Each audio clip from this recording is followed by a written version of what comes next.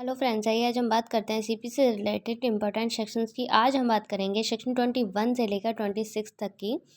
देखिए सेक्शन 21 क्या कहती है, अधिकारिता पर आक्षेप। देखिए सबसे पहली बात तो आक्षेप होता क्या है। आक्षेप होता है एक तरीके की रोक, ठीक है, जो कि हमारे जो सीनियर्स जो कोर्ट्स होती हैं, जैसे हमारा हाई कोर्ट हुआ, सुप्रीम कोर्ट हुई, तो उनकी अधिकारिता में अधीनस्थ न्यायालय होते हैं। जितने भी ये नीचे के कोर्ट्स होते हैं, सिविल कोर्ट्स हुआ, जिसमें सीजीएम हुए, डीजे हुए, ये सभी किसके अधीनस्थ होते हैं, high court and supreme court के, ठीक है। तो अधिकारिता के संबंध में समस्त आक्षेप प्रथम अवसर पर लेना चाहिए।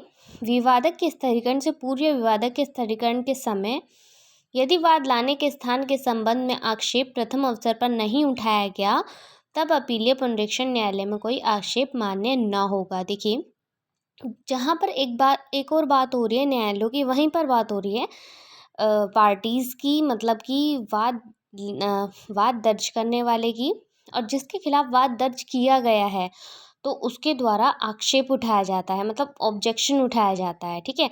अगर सही समय पर ऑब्जेक्शन नहीं उठाया गया तो वो मतलब मान्य नहीं होगा, है ना।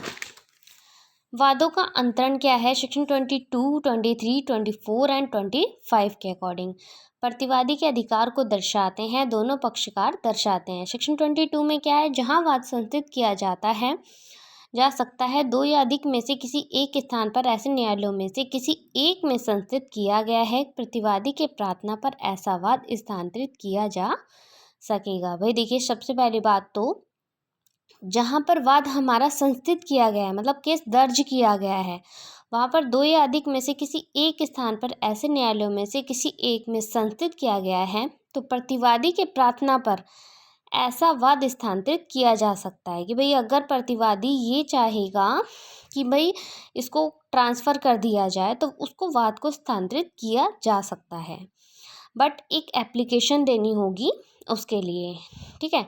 परंतु वाद का अंतरण का आवेदन प्रस्तुत किया जाएगा, लेकिन जो प्रतिवादी के द्वारा आवेदन होगा वो प्रस्तुत किया जाएगा न्यायालय में, ठीक है। प्रथम अवस्था में और अंतरण से पूर्व वादी को सुनवाई का अवसर प्रदान कर दिया है, ठीक है। तो इन दोनों ही कंडीशंस में उसको कहाँ पर रिप्रेजेंट किया जाएगा, न्यायालय में। देखिए अब बात होती है सेक्शन 23 की, किस न्यायालय में आवेदन किया जाए, ऐसा आवेदन किस न्यायालय में प्रस्तुत हो। कि भाई अब बात हो रही है सेक्शन 23 के बारे में कि सेक्शन 23 हमारी ये बताती है सीपीसी की कि जो आवेदन होगा किस अकॉर्डिंग कौन से न्यायालय में किया जाएगा। तो उस वाद के अपीलीय न्यायालय में यदि वे न्यायालय हाई कोर्ट की अधीनस्था में, तब हाई कोर्ट में, और यदि दो या अधिक हाईकोर्ट के अधीनस्था में है तब हाईकोर्ट जिसके अधीनस्थ में प्रथम वाद संस्थित करेगा वहाँ पर उसको किया जाएगा, ठीक है। सेक्शन 24 क्या कहती है, बहुत ही छोटी सेक्शन है। उच्च न्यायालय व जिला न्यायालय की शक्ति के बारे में, हमारे जो हाई कोर्ट और हमारे जो डिस्ट्रिक्ट कोर्ट हैं उनकी जो पावर्स को डिफाइन किया गया है वो अकॉर्डिंग टू सेक्शन 24 के तहत किया गया है। मामलों के अंतरण प्रत्याहरण की शक्ति अधिकार दोनों पक्षकारों का, ठीक है। अब बात होती है सेक्शन 25 की। सेक्शन 25 क्या है, सुप्रीम कोर्ट हमारा जो उच्चतम न्यायालय है, ठीक, उसकी शक्ति के बारे में, उसकी पावर्स के बारे में कि क्या क्या वाद, अपील, अन्य मामलों के अंतरण की शक्ति इसको होती है सुप्रीम कोर्ट को, ठीक है। बाय नोट, सब प्रेरणा से पक्षकारों के आवेदन पर एंड सेकेंड वे में मिथ्या या तुच्छ आवेदन पर या 2000 रुपीज़ का प्रतिकर। पर देखिए क्या होता है, कंडीशन ऐसी अप्लाई होती है कहीं कहीं कि झूठा किसी पर वाद दर्ज कर दिया जाता है तो वो स्टे एक तरीके की कहाँ से लगवाते हैं, सुप्रीम कोर्ट से या हाई कोर्ट से, ठीक है। तो उसे ही हम क्या कहेंगे, मिथ्या या तुच्छ आवेदन पर जो रोक लगवाई जाती है वो सुप्रीम कोर्ट के द्वारा लगवाई जाती है।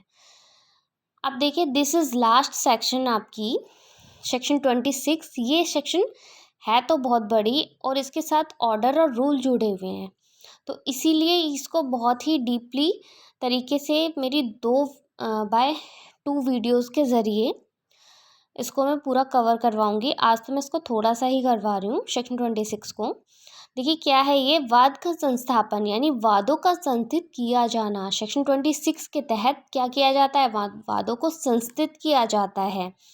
और ऑर्डर 4 के अकॉर्डिंग तो वादों का संस्थापन कैसे कैसे होता है कि भाई वाद पत्र प्रस्तुत करके, वाद पत्र समझते हैं, जो हमारी पिटीशन होती है, रिटर्न में जो वादी के द्वारा कोई भी डॉक्यूमेंट्स के द्वारा प्रस्तुत किया जाते हैं, जो कथन होते हैं, तो वो हमारे क्या होते हैं, वाद पत्र होते हैं, प्लीडिंग्स हमारी जो होती हैं, ठीक है। अन्य विहित रीति से वाद के तथ्य साबित किए जाएंगे शपथ पत्रों के द्वारा, बाय एफिडेविट, ठीक है। 1999 के संशोधन से अंतःस्थापित 1/7/2002 से प्रभावी हुआ। 2015 में फिर अमेंडमेंट हुआ इसमें, सेक्शन 26 में 23/10/2015 से फिर ये प्रभावी हो गया, ठीक है। वाणिज्यिक वाद में भी शपथ पत्र ऑर्डर 6 रूल 15A के अनुसार होगा। भाई देखिए, जो वाणिज्यिक वाद हो, कमर्शियल हमारे जो मामले होंगे, तो उसमें भी एफिडेविट यूज़ होगा, किसके according, order 6 and rule 15A के अकॉर्डिंग। और याद रखिएगा, जो वाद संस्थित किया जाएगा ऑर्डर 4 के अकॉर्डिंग किया जाएगा, ठीक है। कल हम इसे समझेंगे डीपली, इसके ऑर्डर विद रूल के द्वारा, ठीक है। चलिए आज के लिए इतना ही काफ़ी है, थैंक्स।